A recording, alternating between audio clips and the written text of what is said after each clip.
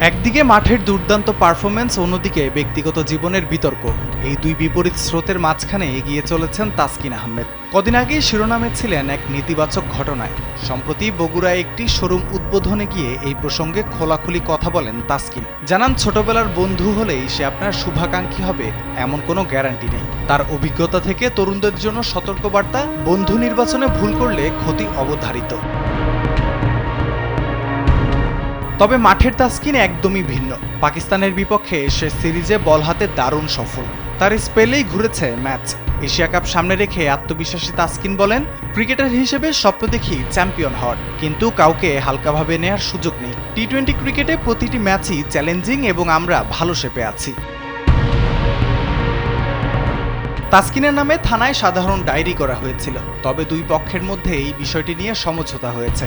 তাসকিনের পক্ষ থেকে একাধিকবার জানানো হয়েছে তাকে ফাঁসানো হচ্ছে।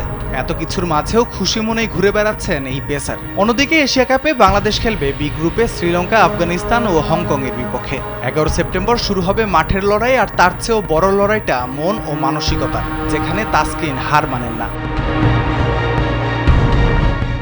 রাফিউল ইসলাম রাতুল, কালবেলা।